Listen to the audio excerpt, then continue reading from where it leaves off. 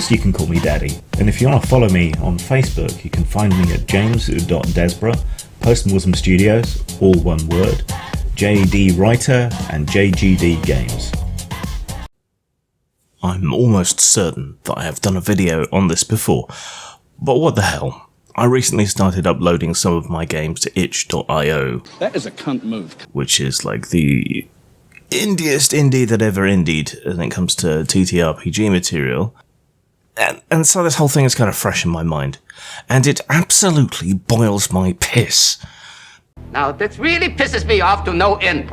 To be toiling away on, actual games and interesting, engaging content, when it seems what I should be doing instead, what is more profitable, what is easier, skip to the end, is selling papal indulgences. What I mean is there are so many overcooked, underdeveloped, committee-made RPGs, hopefully I can convey the sarcasm without an image, that the space is flooded, absolutely flooded, choked by things, most of which aren't really even games.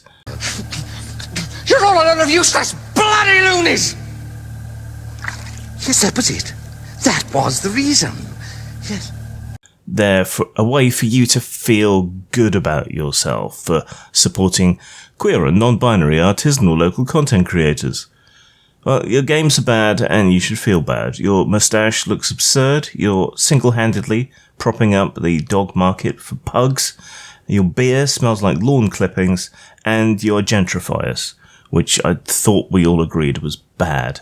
Isn't that rather unethical behaviour? Oh, is it? I'm afraid I'm a bit out of touch. You know what I look for in a new game? A game. Excitement and adventure and really wild things. Controversial, I know.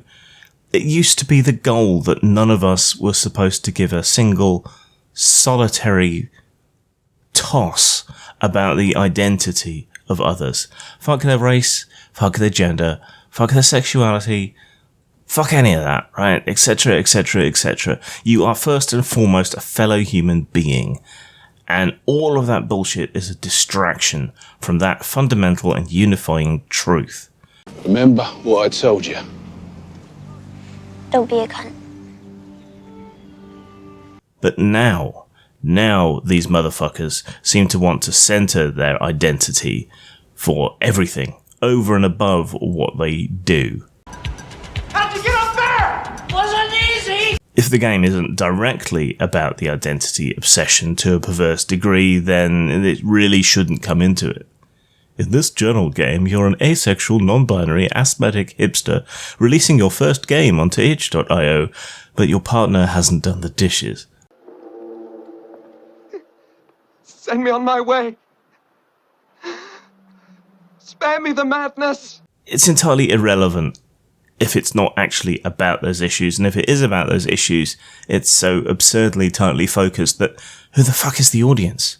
Oh dear, says God, I hadn't thought of that, and promptly vanishes in a puff of logic. I'm a poor queer POC living in Texas. I hand-carve my games into bars of 1950s soap. Also, this game's about fighting clever dragons in an urban setting at a crossroads in the multiverse. Quit being a cunt, that's what I'm saying. Yeah, lead with the last bit. That's what I care about, and I dare say it's what most people actually care about. You have the privilege, and I use that word advisedly, of not actually having to make anything good because you can coast on your identity and other people's guilt. Bring me the boar worms. I can't sell my material on the basis of my race, sexuality, or gender identity. So yeah, damn right I'm resentful, a little jealous, a lot disgusted, because I do have aspects of my identity that I could use to stir pity in a potential audience, but I don't do it. I'd hate to be exploited in that way and cheapened in such a way, even if it was by myself. Haven't you any spirit at all? No! First I pronounce from whence I came, and then my papal bulls I show, each and every one. Our liege lord's seal on my letter of authorization, I show that first to protect my body, so that no man be so bold, neither priest nor clerk, to hinder me from doing Christ's holy work.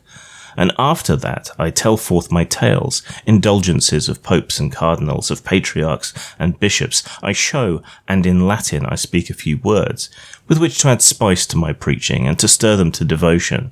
And then I show forth my long crystal stones, crammed full of rags and of bones.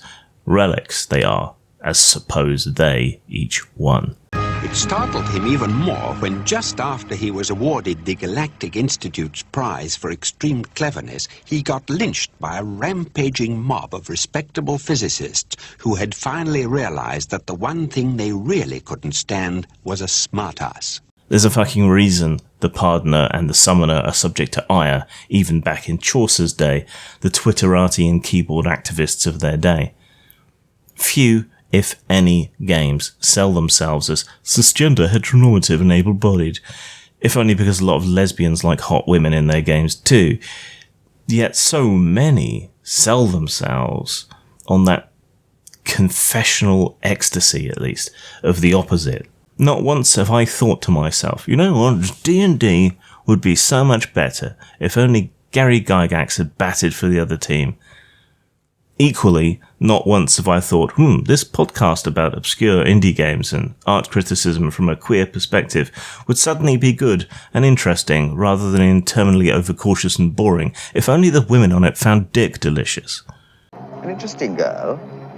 I think she found it rather enjoyable. We don't have the fucking luxury and ease of turning out half-baked, half-thought-out ideas and selling them, apparently successfully, just because of our genitals or where we like to put them, or whether we conform to expectations of our gender or not. Are your men on the right pills? So, here's a challenge. Sell me on your fucking game by telling me about your fucking game. Not a laundry list of your quirks and identities that are supremely irrelevant to the playability or quality of the material. If you're going to include that nonsense, include it last. And yeah, it's nonsense. We can easily see that by doing the old switcheroo.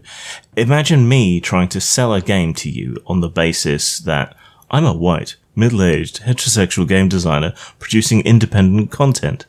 Oh, and the game's about monsters or some shit, I don't know. Yeah, and so what?